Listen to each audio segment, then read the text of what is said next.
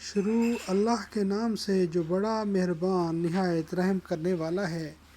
جو لوگ اللہ کے ساتھ اور اس کے پیغمبروں کے ساتھ کفر کرتے ہیں، اور جو لوگ یہ چاہتے ہیں کہ اللہ اور اس کے رسولوں کے درمیان فرق رکھیں، اور جو لوگ کہتے ہیں کہ بعض نبیوں پر تو ہمارا ایمان ہے اور بعض پر نہیں، اور چاہتے ہیں کہ اس کے درمیان راہ نکالیں، یقین مانو کہ یہی لوگ اصلی کافر ہیں، اور کافروں کے لیے ہم نے اہانت آمیز سزا تیار کر رکھی ہے۔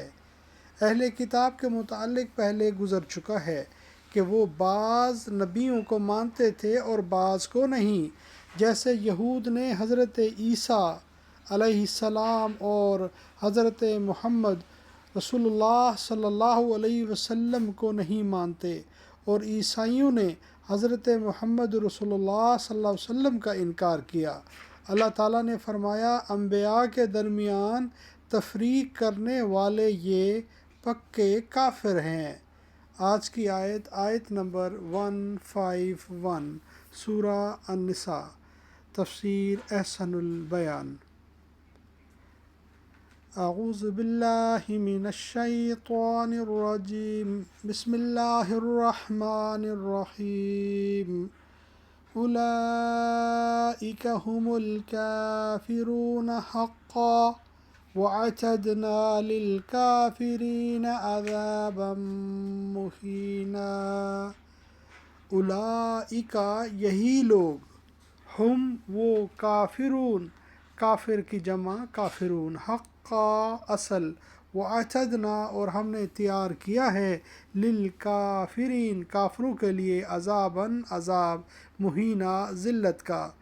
یقین مانو کہ یہی لوگ اصلی کافر ہیں، اور کافروں کے لیے ہم نے اہانت آمیز سزا تیار کر رکھی ہے۔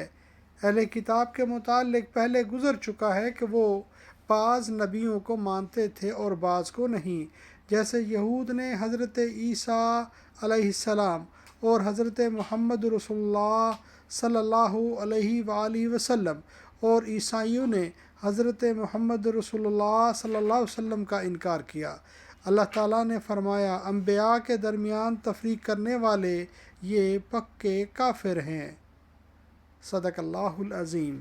اللہم صلی وسلم علی نبینا محمد وآل محمد، رب ارحمہما کما ربیانی صغیرا، ربنا ھب لنا من ازواجنا وذریاتنا قرۃ اعین واجعلنا للمتقین اماما، آمین یا رب العالمین۔